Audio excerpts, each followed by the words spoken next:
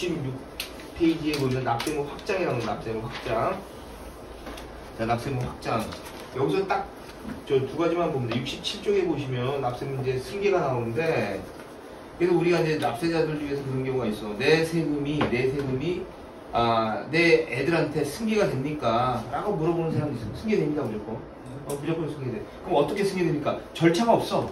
그냥 아버지가 죽으면 아들한테 가는 거고, 그 다음에 엄마가 죽으면 아들한테 그냥 가는 거예요. 다만, 이번에 보시면 상속에 대한 납세무 승계가 나와요. 네, 이건 무조건적으로 승계되는 건 아니고, 여기서 보면 뭐냐면 자산총액에서 부채총액, 여기 한도에서 상속세가 승계가 된다.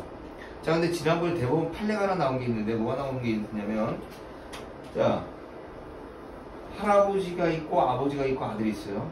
할아버지가 죽어서 아버지한테 상속이 된 거야. 그러니까 아버지가 상속 포기를 했어. 그리고 나서 과세관청에서 결정하기 전에 아버지가 또 죽어버린 거야. 자, 이래서 할아버지 세금이 손자한테 넘어가느냐? 넘어간다. 왜? 승계규정이기 때문에. 그래서 단기상속인 경우 그런 일이 벌어질 수가 있어요. 그래서 세무서에서 결정하기 전까지 우리 제척기간 나왔죠. 우리 지난번에 상속세 10년 15년 그 제척기간 내에 세무서에서 결정을 해야 된다고. 그러면 아버지에 대해서 더 이상 세금을 내지 않겠다라고 결정하기 전에 아버지가 돌아가셨어. 그래서 그 할아버지 세금이 손자한테 다시 넘어갔을 때 과연 납세무가 승계되냐 승계되지 않냐. 승계된다고 대부분 판결이 났어요. 그래서 굉장히 중요한 거니까 납세무는 그냥 승계된다 자동으로. 무슨 절차가 있냐 없어요. 아버지가 죽으면 아들한테 그냥 넘어가는 걸 보면 되고. 자, 법인. 우리는 이제 이거는 볼 일이 별로 없다고.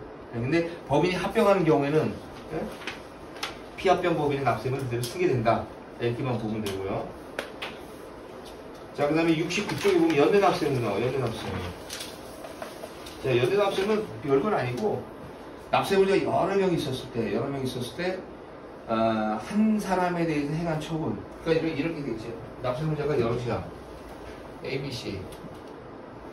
그러면 있었을 때, 자, 1억이 체납이 됐다면 세무서는 각각 고지한다고, 고지를. 어느 한 사람한테만 하는 거예요. 그래서 이 셋 중에서 어느 한 사람만 세금만 내면 다른 사람이 세금을 안 내는 이런 구조. 그러니까 연대납세는 납세는 딱 한 가지만 생각하면 돼요. 세금이 이렇게 부과가 됐었을 때 세 사람한테 각각 통지를 해야 된다. 연대납세. 근데 이거는 원칙적인 얘기예요. 원칙적인 얘기. 이게 대표적인 건 뭐냐면 상속이에요. 상속. 옛날에는 상속세가 이렇게 나오잖아요. 그럼 세 명이라 그러면 결국 3분의 1씩이잖아. 지금은 A, B, C한테 각각 3분의 1씩 고지를 해버린다고. 지금은. 옛날에는 A한테 그냥 다 고지라고 그랬다고, 다. 그리고서 이게 만약 이 사람이 대표 상속이라고 가정한다면 그러면 A, B, C 세 명한테 다 고지를 해버려요. 그리고 만약에 B, C가 안 되면 A한테 세금을 다 내라 라고 얘기를 했는데 최근에는 그렇게 하지 않고 각각의 내야 될 부분에 대해서만 세금을 고지해요. 근데 문제는 뭐냐? 이 B하고 C가 안 냈을 때는 어떡할 거냐? 안 냈을 때는.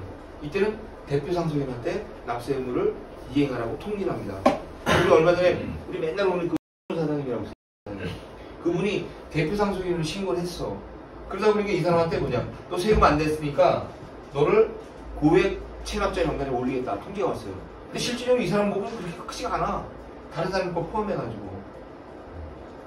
그래서 만약에 세금은 원칙적으로는 연대납세는 총액에 대해서 각각 고지하고 한 사람이 내면 다른 사람도 세금이 없어지고 그럼 낸 사람이 안 낸 사람한테 구상권 행사하라 이거예요. 근데 그건 현실적으로 좀 불가능해서 지금은 이 금액에 대해서 각각 세금을 내야 될 부분만큼 각각 고지를 해줘요. 세무서에서. 자, 여기까지는 맞아. 근데 문제는 뭐냐? 이 사람들이 세금을 안 냈을 때 어떨 거냐? 안 냈을 때. 그때는 이 사람들 체납을 뜨는 게 아니라 이 사람 체납을 뜬다는 얘기예요. 그럼 고지하는 형태는 B, C 명의로 가는 게 아니라 A 명의로 가는데 금액만 짝에서 보내는 거예요. 짝에서. 명의는 A가 되는 거예요. 그래서 그런 거다. 그래서 연대납세는 또 그렇게 요새는 그러고 있다. 그래서 상속이 이루어졌을 때 이런 식으로 처리한다. 근데 이게 있어요. 공동사업자.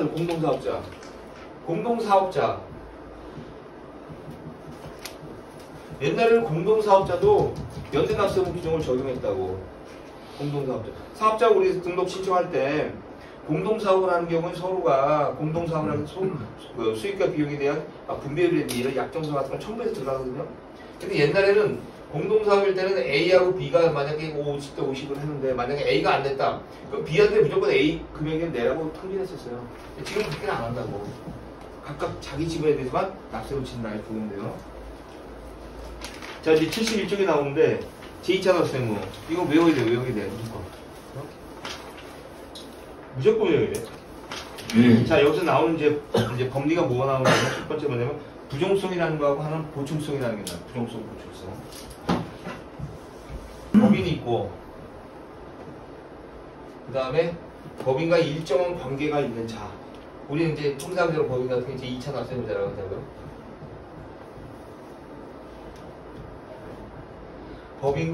법인과 특수한 관계 있는 사람을 2차적으로 납세무를 부여하니까 제2차 납세무자라고 하는데 이걸 주된 납세무자라고 해요. 주된 납세무자. 그런데 실무에서는 우리가 그 부가 내용 보면 뭐라냐면 원납세자라는 거, 원납세자. 이 사람이 내야 될 세금을 내야 돼. 그때 우리 국세기법부 용어 정의했었죠. 납세자라고 하는 것은 납세 의무가 있는 자, 연대납세, 제2차 납세, 납세 보증금을 포함하는 그런 개념이 납세자라고 했어요.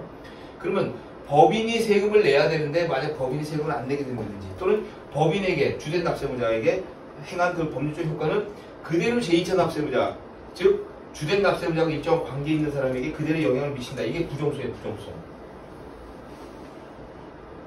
이 단어는 무조건 까먹으면 안 돼요. 네? 무조건 까먹으면 안 돼. 그럼 이 얘기를 많이 한다고.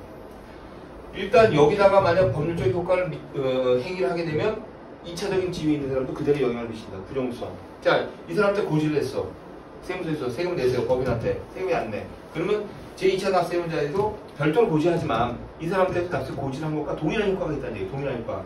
자, 그 다음에 1억이 체납이 됐는데 5천만 원을 내고 5천만 원이 만약 체납이 됐다면 그럼 제2차 납세무자도 마찬가지로 5천만 원만 체납이 되는 그런 효과가 있다. 여기다 독촉장을 보냈어. 그럼 여기도 마찬가지로 독촉장을 보낸 효과 동일하게 미친다. 동일하게 미친다. 그래서 이게 뭐라냐? 부종성이란 말을 표현해. 부종성. 자, 근데 반대로 제2차 납세무자에 대한 법률적 효과는 원래 그 주된 납세에 영향을 미치지 않아요. 딱 하나. 납부에 대해서만 납부. 뒤에 이제 두 번째 나오겠는데 보충성이란 말이에요. 보충성. 보충성. 이게 무슨 얘기냐면 여기서 이제 1억에 대해서 세금을 내라고 했는데 이 사람이 일단 법인이 일단 5천만 원을 냈어요. 그럼 체납이 5천이야. 그러면 2차 납세무자도 원래 내야 될 주된 납세무자가 내지 않은 세금 부족분에 대해서만 한도액의 2차 납세금을 진다는 얘기예요.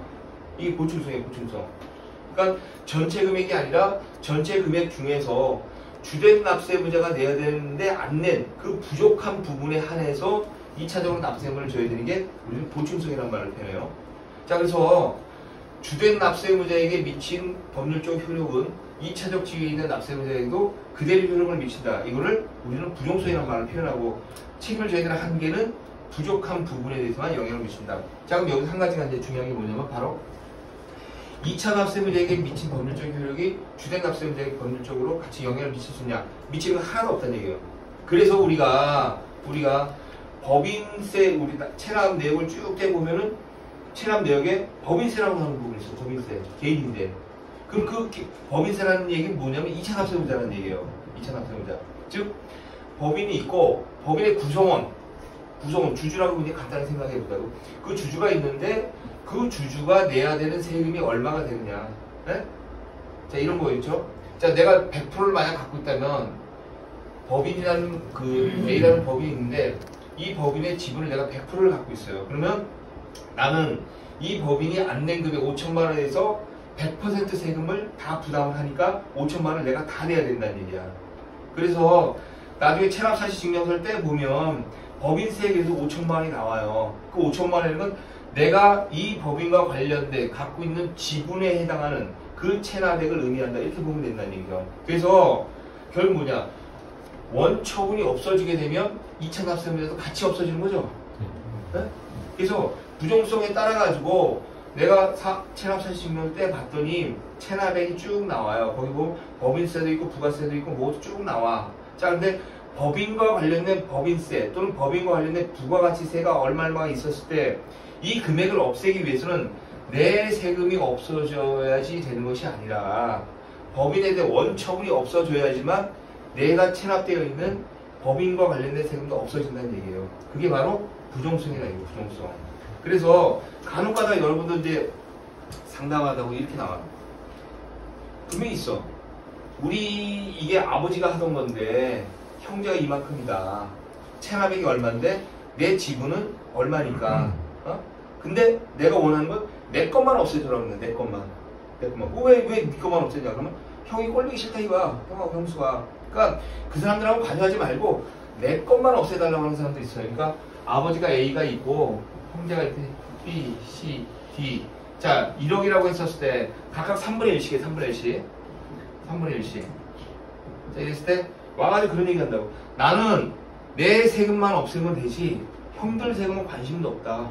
왜 관심 없냐? 내 꼴보기 싫으니까 나 내 것만 없애주세요. 자, 내 것만 없앨 수가 있냐 이거야. 못 없앤다 이거 원칙적으로. 왜?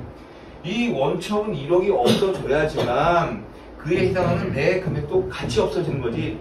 내 것만 별도로 없앨 수 있는 방법은 없다 이거. 딱 한 가지 있어. 한 가지. 이게 뭐냐? 우리가 부정성에 따라 가지고 원처분 없애지만 다 같이 없어지는 건데 간혹가다 이런 경우가 있어요. 세무서에서 B라는 사람한테 제2차 납세 의무자 통지를 보내요. 제2차 납세 통지. 당신은 A 법인의 제2차 납세 의무자로 지정됐으니까 당신에 해당하는 금액 얼마 세금을 내세요라고 통지를 보낸다고.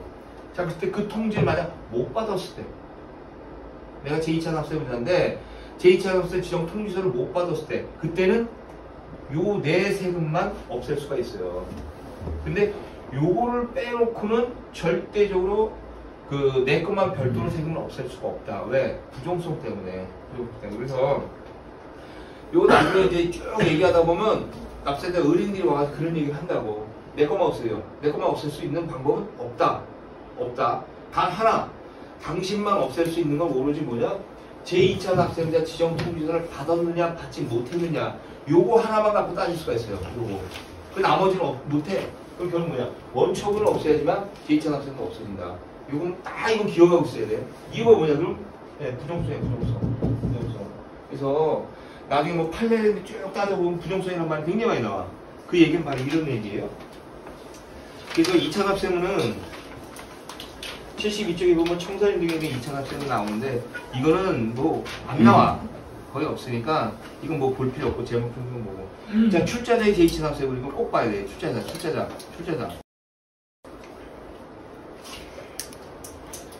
자, 여기서는 출자자를 봐야 될 게 뭐냐면 자, 보시면요. 출자자의 제2차 납세문 해가지고 법인 보면 유가증권 뭐 코스닥시장에 상장된 법인이 지낸다. 뭐냐? 비상장법인이 비상장법인. 네? 상장법인은 적용이 안 돼요. 비상장법인. 그러니까 비상장법 우리 맨날 설립하는 일반적인 법인 얘기하는 거 그렇죠? 비상장법인의 재산으로 그 법인에 부과되거나 그 법인이 납부할 국세, 강제징수비에 충당하여도 부족한 경우에는 그 법인의 무한책임성, 응? 무한책임성. 그 다음에 두 번째, 과점주주. 그 다음에 그 두에 해당하는 사람은 부족한 금액 전액에 대해서 제2차 납세를 진다. 물론 지분율은 한도로 돼서. 무한책임성은 알죠? 어? 무한책임성. 책임을 지는데 한도가 없다는 얘기야. 어? 그 우리가 회사가 얘기할 때 회사 4가지 형태로 있어. 알아? 한명, 합자, 유한, 주식. 회사 전부 4개. 주식회사만 있는 게 아니라고. 그럼 여기 보면은 무한책임사원이 있어요. 사원이. 여기는 유한책임사원인데 여기는 무한책임사원이야. 무한책임사원. 한도가 없이 그냥 책임을 지겠다고 한다고. 근데 유한이나 주식회사 같은 경우는 한도가 있어. 그래서 한도, 유한. 어? 그 다음에 주식회사 같은 경우는 주식을 발행할 때 주금을 납부할 그 범위 내에서만 한도가 있다고. 그래서 이런 경우는 우리 책임을 진다. 자, 그 다음에 여기서 보시면 2차 납세 의무자 73쪽에 나와요. 73쪽에 보면 이거 굉장히 중요해. 납세 의무 성립일 현재. 납세 의무 성립일 현재의 무한책임사는 과점주주야. 납세 의무 성립일 현재. 이게 왜 중요하냐면, 자, 이렇게 보자고. 2018년 1월 1일부터 2018년 12월 30일.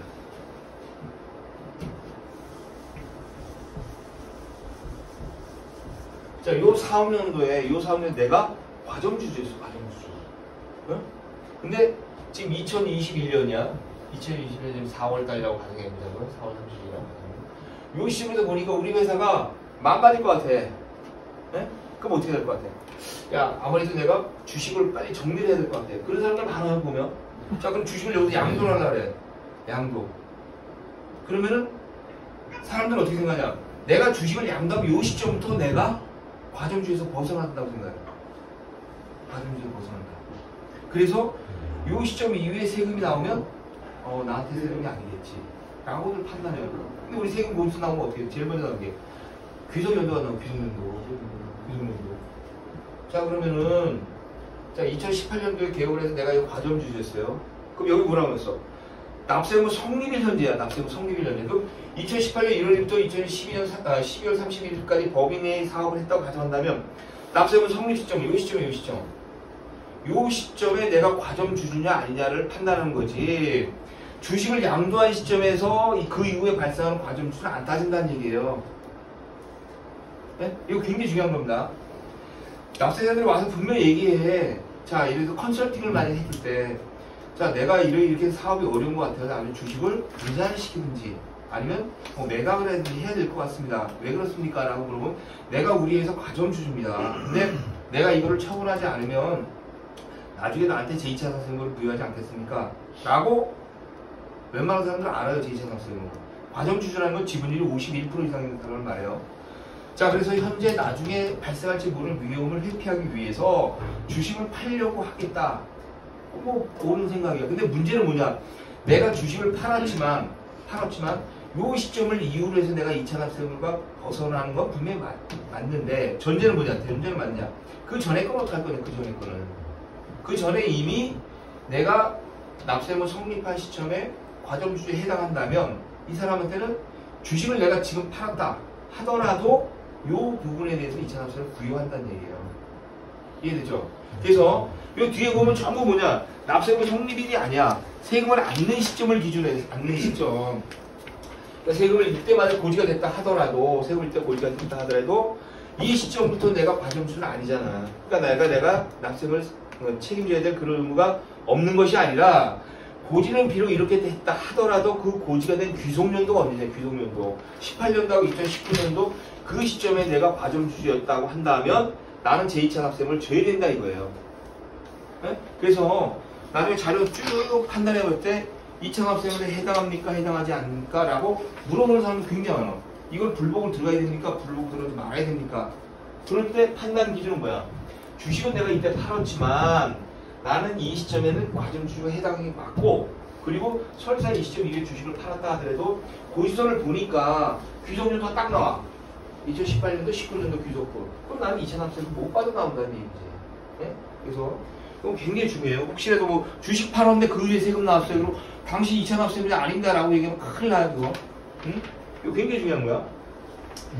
자, 그래서 거기 보시면 과점주주 나오는데 자, 주주 일명과 그 특수관계에서 그들의 주식 합계가 해당 법인에 이렇게 쭉 나와. 그쵸? 특수관계냐, 특수관계. 자, 넘겨보시면 74쪽에 특수관계이 나와. 특수관계. 자, 이 범위 정도는 알고 있어야 돼요. 자, 여기서 한 가지를 여기서 꼭 까먹으면 안 되는 게 뭐냐? 74 첫 번째 친족관계. 거기 동글 빼기 3번에 보면 배우자 나오죠? 거기 보면 뭐라고 했어? 사실상 혼인관계에 있는 자를 포함한다. 이게 나왔죠. 그러니까 이게 왜 중요하냐면 이렇게 보면 돼. 내가 40% 갖고 있어, 지분. 내가 40%.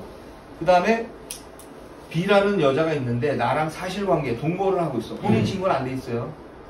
근데 그 여자가 20% 갖고 있어. 그럼 과점주주 아니냐 이거. 과점주주라 이거 과점주주. 그러니까 둘이 혼인을 안 했어. 혼인을 안 했는데 주민등록을 이렇게 딱 그 등본을 떼보니까 이 여자하고 나하고 같이 같은 주소에 돼 있어. 같은 주소에. 또는 이 여자하고 나하고 지금 같은 주소에 되어 있지 않지만 나중에 보니까 같이 살고 있는 게 확인이 되는 경우도 있어요. 이번에 우리 조사하는데 그게 하나 나왔어. 뭐가 나왔냐면 A하고 B하고 둘이 살아. A하고 B하고 결혼식도 올려서 지금 같이 살고 있는데 문제는 뭐냐? 혼인신고는 안 돼 있어요. 그 주소도 다르게 돼 있어. 주소도 달라. A 주소하고 B 주소하고 달라. 또 어떻게 걸렸냐? A가 사는 아파트에 차량을 둘이 같이 살고 있으면 차량을 등록을 해야 되는데 A하고 B가 각각 차가 있어요. 두 대야. 같은 관리사무소에서 A, B를 같이 차를 우리는 호수에 두 대가 있습니다 하고 신고를 한 거야. 신고를. 그리고 거기다 뭐라고 했냐? 부부라고 딱 써놓은 거야. 그럼 누가 보다 뭘 묻고 왔냐? 뭘 묻고 왔냐? 근데 세무서애들이 와서 이걸 찾았더라고. 찾다 보니까 뭐야? 사실관계 아니야, 그래. 실질적으로. 주소는 따로 놓고 혼인신고는 안 돼 있으니까 외관상으로 볼 때는 각각의 별개인 사람으로 보이는데 알고 봤더니 한 아파트에서 살고 있더라. 그럼 어떻게 알았냐? 무슨 카드야? 주민카드인가? 뭐 이렇게 카드상에 차량을 두 대를 우리는 쓰고 있고 그 다음에 차량 번호는 이렇게 되고 관계는 부부입니다 이렇게 써놨다고. 그걸 증거를 딱 제출한 거야. 그랬을 때 여기 사실상의 혼인관계에 있는 자에 해당한다 이거. 그랬을 때는 제2차납세에 해당한다는 얘기예요. 그래서 A가 40, B가 만약에 20%였을 때 60%니까 51% 넘어가잖아. 그러면 일단 법인의 체납액에 대해서 60%만큼은 각각 40대 20의 비율로 2차납세를 줘야 된다. 이게 굉장히 많이 나와 이게. 까먹으면 안 돼. 사실혼 관계에 있는 경우에도 제2차납세에 해당한다. 자, 이거 까먹으면 안 됩니다. 예. 납부액 한 대는 그렇게 되고. 자, 그 다음에 3번에 보시면은 77쪽이야. 법인의 제2차납세는, 법인의 납부차납세는. 자, 이건 반대야, 반대. A가 법인이고,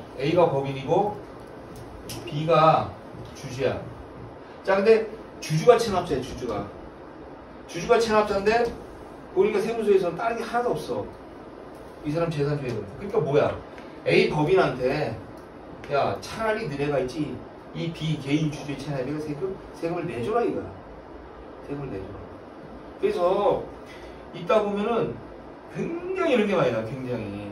대부분들은 법인이 체납을 했기 때문에 법인의 체납액에 대해서 주주들한테 야, 니들이 2차납세금을 줘 라는 게 거의 95%인데 간혹 가다 거꾸로 돼가지고 A라는 법인의 과점주주야. 과점주주. 자, 근데 문제는 뭐냐? 이 사람이 개인적으로 체납을 해서 법인은 이상이 없어요. 법인은 그런 경우 있겠죠. 뭐가 있겠어? 뭐 양도세라든지 뭐 상속세라든지 이런 거 사업과 관련이 없잖아. 자, 그래서 B라는 사람이 체납이 됐어. 자, 이랬을 때 거꾸로 법인이 야, B라는 그 개인 주주의 체납액을 대신 변제해줘라. 이게 뭐냐면 법인에 대해 2차납세. 자, 근데 문제는 뭐냐면 주식을 압류를 하겠죠. 세무서에서. B가 A 법인의 과점주주니까 주식을 압류했을 거라고. 근데 문제는 뭐야? 압류해봤자 비상장 주식은 팔 수 있는 방법이 없어요. 안 팔려. 우리가 상장 주식이라고 하면 시장에서 거래가 되니까 갖다가 그냥 매각하면 종가 그냥 매각이 된다고. 이건 뭐 나중에 얘기할 건데. 그 다음에 출자증권도 공매하면 다 매각이 돼. 근데 일반적인 비상장 법인의 주식은 매각을 하고 싶어도 매각할 수 있는 방법이 없어. 그러다 보니까 어떤 문제가 나오냐? 그냥 압류한 날로 계속 20년, 30년 흘러오는 게 굉장히 많더라고요. 그때는 어떻게 되냐? 이 규정을 들어가지고 우리가 이제 2차납세금을 지금도 부당하다라고 얘기를 해야 돼. 압류를 풀어달라고 해. 비상장 법인의 특징이 뭐냐? 매각하고 싶어도 매각할 수 있는 방법이 없다는 얘기예요. 누가 사냐고. 아는 사람에는. 그래서 그렇다. 그 내용 정도만 보면 되고. 사업양수의 제2차납세는 그냥 이런 게 있다라고만 보시면 돼요.